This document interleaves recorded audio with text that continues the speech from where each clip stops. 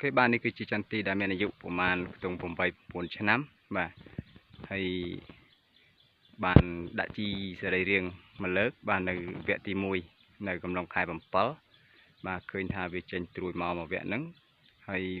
vì vọt mọt chả tại sao lắc ớt đây bằng phồn là sao tại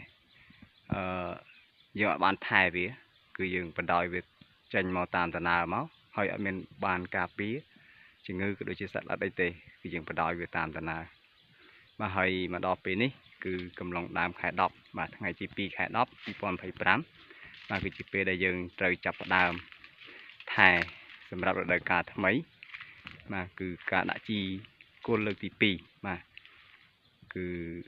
กำลังท่าดัในจงคายผมพูนแต่ดัชาแต่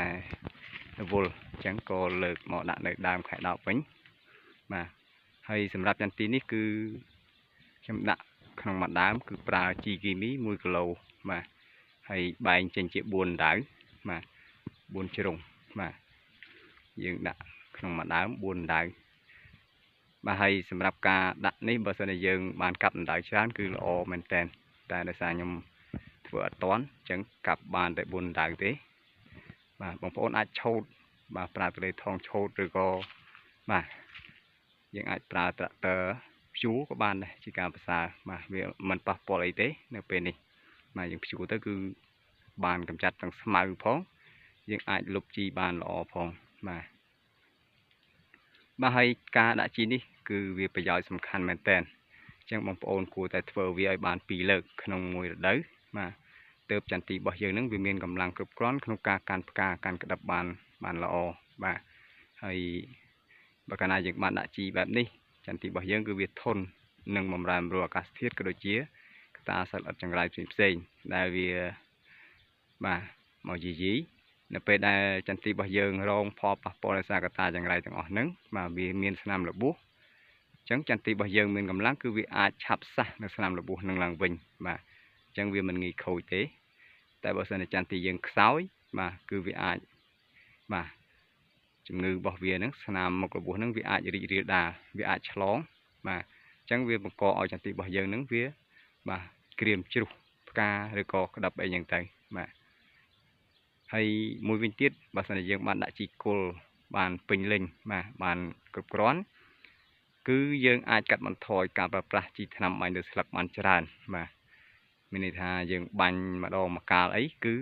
ចន្ទទីរបស់យើងគឺវាអាចដំណើរការកាន់ផ្កាកាន់ក្តាប់បានល្អបាទតែបើសិនជាយើងមិនបានដាក់ជីគ្រប់គ្រាន់ទេបាទទាមទារយើងធ្វើការបាញ់ញឹកញាប់មែនទែនបាទគឺយើងបាញ់ញឹកញាប់ទើបយើងអាចធ្វើឲ្យចន្ទទីរបស់យើងនឹងទទួលបានផលច្រើនបាទអញ្ចឹងវាអាចនិយាយមកថាមួយយ៉ាងម្នាក់ការប្រើប្រាស់ជីបាញ់លើស្លឹកនិងការដាក់ជីគល់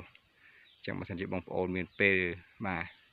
បាញ់ញឹកញាប់អាចផ្ដោតទៅលើការបាញ់ក៏បានប៉ុន្តែបើមិនសូវមានពេលអាចផ្ដោតទៅលើការដាក់ជីគល់បាទប៉ុន្តែជាការជាក់ស្ដែងបាទ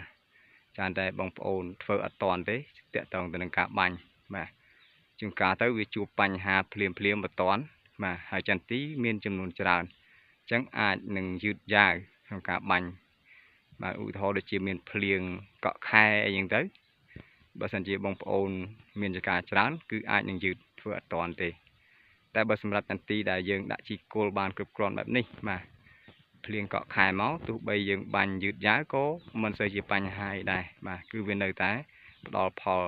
វានៅតែកាន់ផ្កាកាន់ក្តាប់បានល្អជាងចន្ទទីដែលយើងមិនបានដាក់ជីគល់បាទ